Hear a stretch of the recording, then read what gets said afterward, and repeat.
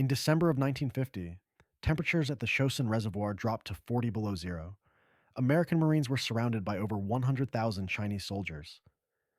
And the rifle they trusted their lives to, the same rifle that had won World War II just 5 years earlier, was failing them in ways nobody had predicted. Don't miss our next breakdown of the weapons that changed history. Hit that subscribe button. The M1 Garand. General George Patton called it the greatest battle implement ever devised. It had stormed Normandy and island hopped across the Pacific. However, Korea would reveal that this legendary weapon had a dark side that would cost American soldiers their lives in the frozen mountains of the Korean Peninsula.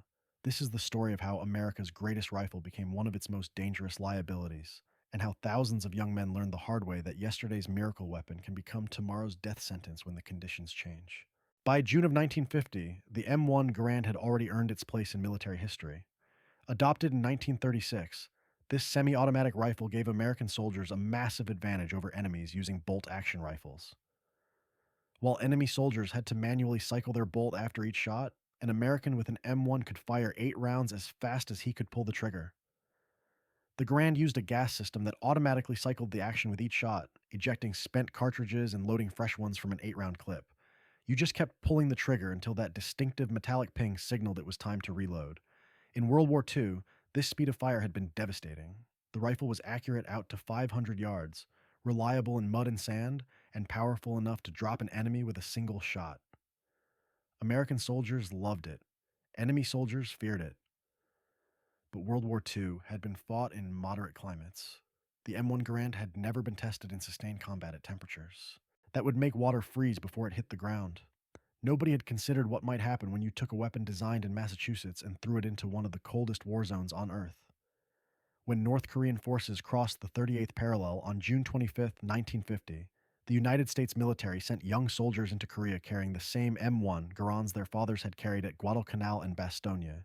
At first, during the summer defense of the Pusan perimeter, the rifle worked exactly as advertised. However, summer in Korea does not last long. By October, when forces began pushing north toward the Chinese border, the temperature started dropping. At first, this was just an annoyance, but nobody was worried about their rifles. After all, these were M1 Garands. They had worked in the snow at the Battle of the Bulge. That confidence would not survive contact with the Korean winter. The Chosin Reservoir Campaign began in late November 1950. The 1st Marine Division pushed deep into the mountains of North Korea, pursuing what they believed to be a defeated enemy. Intelligence suggested Chinese forces would not intervene. Intelligence was catastrophically wrong. On November 27th, in temperatures already at 20 below zero, over 120,000 Chinese soldiers attacked. The American forces were completely surrounded, outnumbered by more than 10 to 1, facing an enemy that specialized in night attacks and human wave tactics. The Marines had to fight their way out through 12 days of brutal combat in conditions that would break both men and machines. This was when the M1 Garand's nightmare truly began. The rifle that had seemed indestructible in World War II started failing in ways that terrified the men who depended on it. The problems appeared almost immediately, and they were deadly. The first issue was lubrication.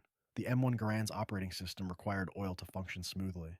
In normal conditions, you cleaned your rifle and applied a light coat of lubricating oil to the moving parts. This kept the metal from grinding and prevented rust. Standard military procedure.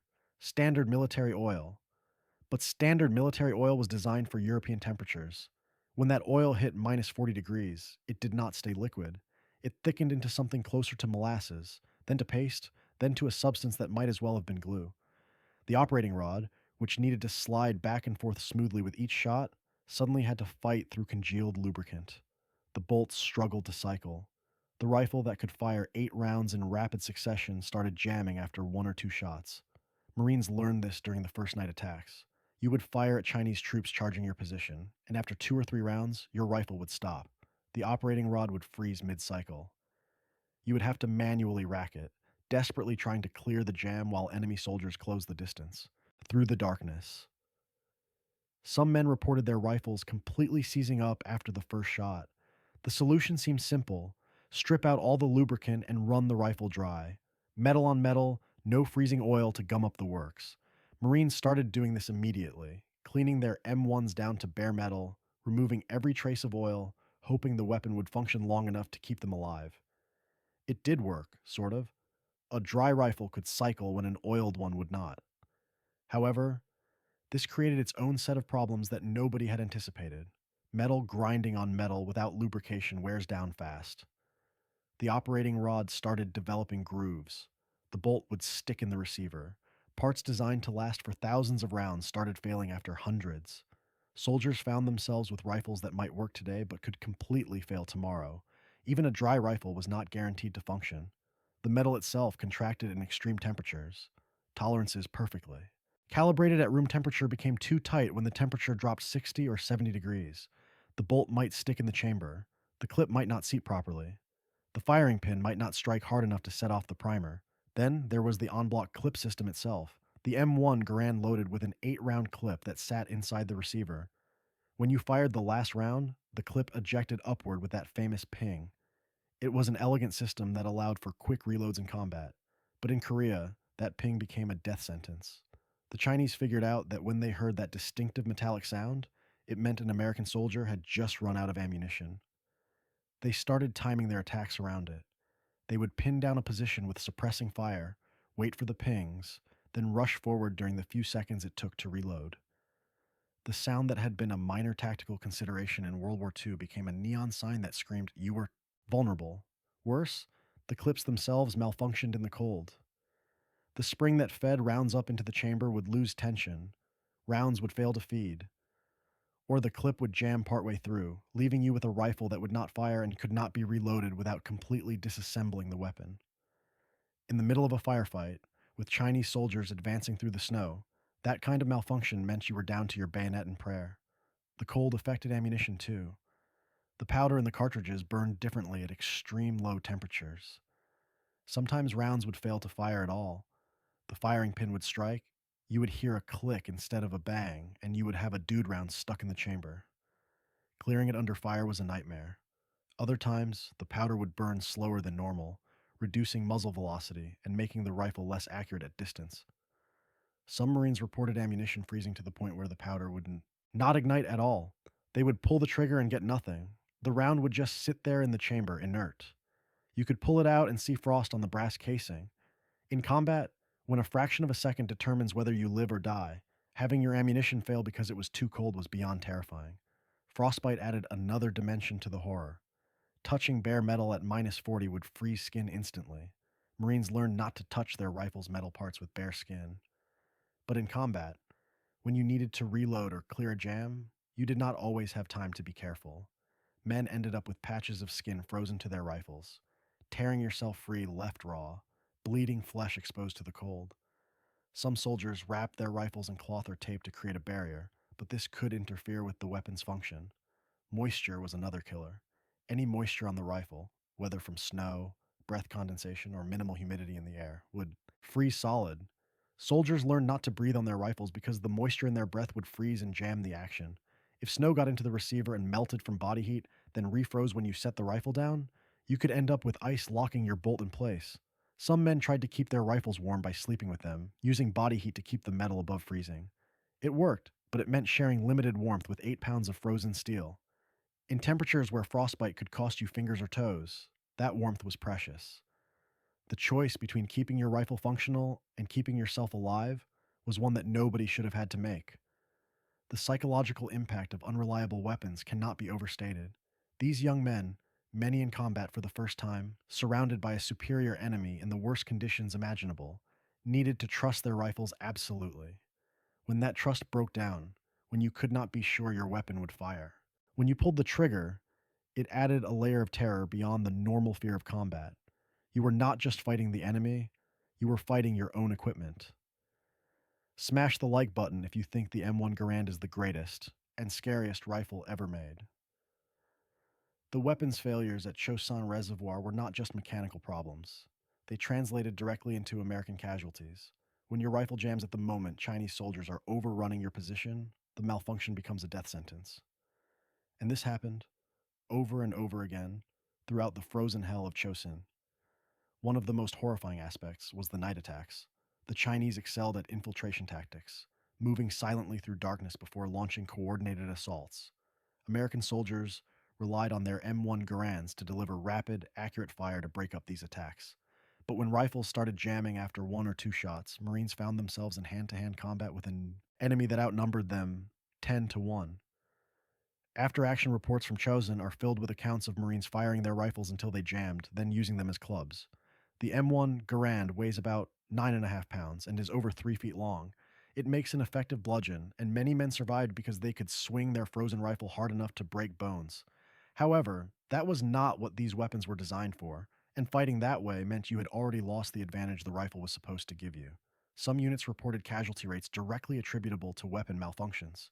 When a squad's rifles were all jamming at roughly the same rate, defensive positions that should have held would collapse. The Chinese learned to exploit this. They would concentrate fire on specific positions, forcing Marines to burn through ammunition, then rush forward when they heard multiple pings indicating empty rifles. If enough of those rifles jammed during the reload, the position would be overrun. The gut-wrenching part was that soldiers knew this was happening. They understood that their rifles were failing them, but there was no alternative. The M1 Garand was what they had. There was no magic supply of cold weather weapons waiting to be issued. So they fought with what they had and hoped it would work long enough. Medical personnel treating wounded soldiers noted a disturbing pattern. Many men had defensive wounds on their hands and arms, the kind of injuries you get when fighting hand to hand instead of shooting. Combat veterans could tell the difference between someone wounded in a firefight and someone wounded in close combat. The high number of close combat injuries suggested that soldiers could not use their rifles effectively before the enemy closed the distance. The famous fighting withdrawal from Chosin Reservoir, often called the Breakout, involved over 20,000 American troops fighting their way south through 78 miles of mountain roads against Chinese forces that controlled the high ground. Every step of that withdrawal was contested. Marines had to fight for every mile, often in temperatures that never got above zero. And throughout this entire nightmare, their primary infantry weapon was performing far below the standard it had set in World War II. Some units reported that only about 30 to 40% of their rifles were functioning reliably by the time they reached safety. That meant 6 or 7 out of every 10 Marines were carrying weapons that might fire or might not. They maintained the rifles as best they could, keeping them dry, trying to keep them warm, but the cold was relentless. The Chinese were using different weapons. Many carried Soviet-supplied rifles like the Mosin Nagant or the SKS, both designed to function in extreme cold.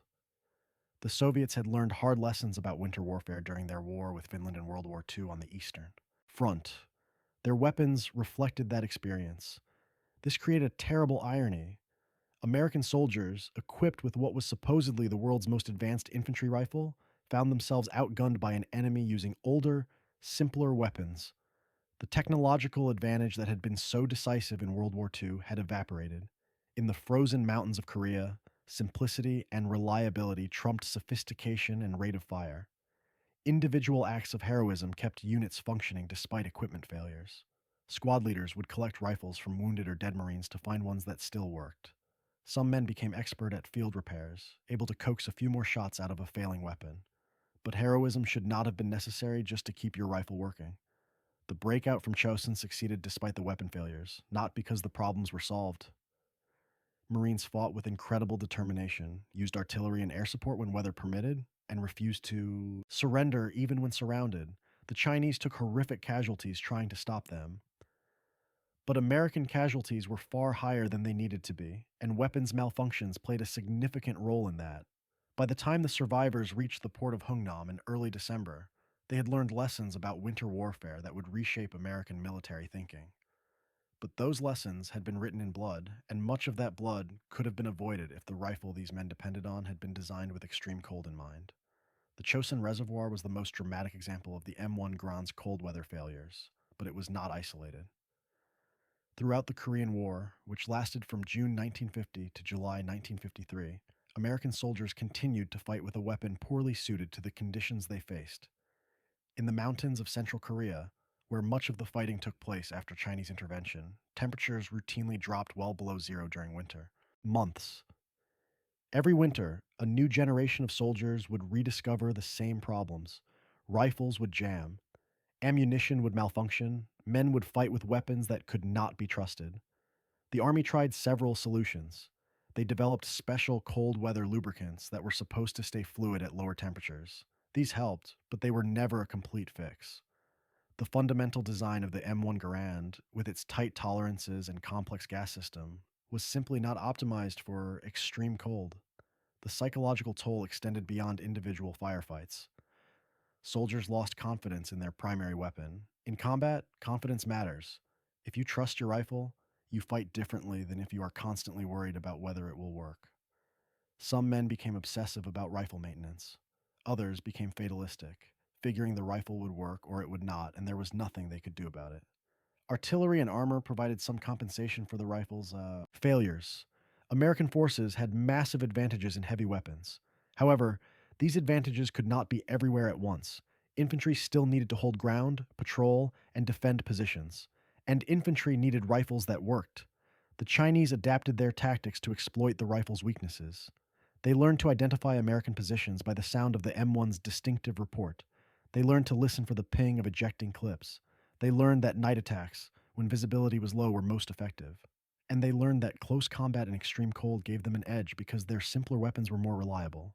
The rotation of units in and out of Korea meant that knowledge about cold weather rifle problems was constantly being lost and relearned.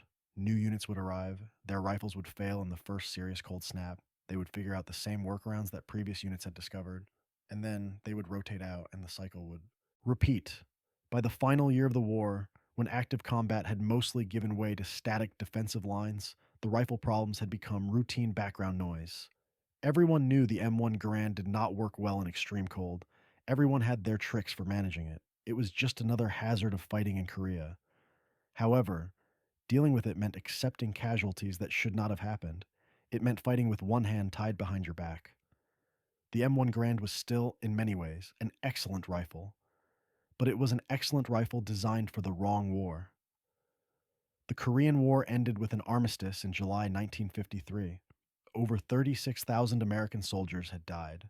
The border between North and South Korea remained essentially where it had been in 1950, and the United States military had learned some hard lessons about what happens when you take equipment designed for one kind of war and try to use it in another. The M1 Garand's failures in Korea did not end its service. Life. The rifle remained the standard American infantry weapon until the early 1960s, when it was finally replaced by the M14. However, the Korean experience prompted serious evaluation of what American soldiers needed in a rifle. Cold weather testing became a standard part of weapons development. New rifles had to prove they could function at extreme low temperatures. Lubricants were reformulated. Tolerances were adjusted. Gas systems were redesigned. The lessons learned in the frozen mountains of Korea shaped every American military rifle that came after. The psychological impact on veterans who had fought with malfunctioning weapons lasted far longer than the war itself. Men who had watched their rifles jam at critical moments, who had fought hand to hand because their weapons failed, who had seen friends die because a rifle would not fire, carried those memories for the rest of their lives. Some veterans became vocal advocates for better cold weather equipment. They wrote letters, testified before military boards, and pushed for changes that would prevent future soldiers from facing the same deadly malfunctions. The sheer weight of evidence from Korea could not be ignored. The M1 Garand's reputation never fully recovered from Korea. It remained respected for what it had achieved in World War II, but the mystique was gone. Soldiers who had used it in both wars could tell you exactly why. In Europe and the Pacific, it had been reliable and devastating. In Korea, it had been a liability that got men killed. Military historians debate how much the rifle's failures influenced the overall course of the war. However, at the level where wars are actually fought, where individual soldiers face individual enemies, those malfunctions mattered enormously. They turned what should have been one-sided firefights into desperate struggles. They cost lives that should not have been lost. The experience also raised uncomfortable questions about military readiness. How had the United States military, fresh from victory in World War II, entered a new war with such inadequate preparation for the conditions it would face?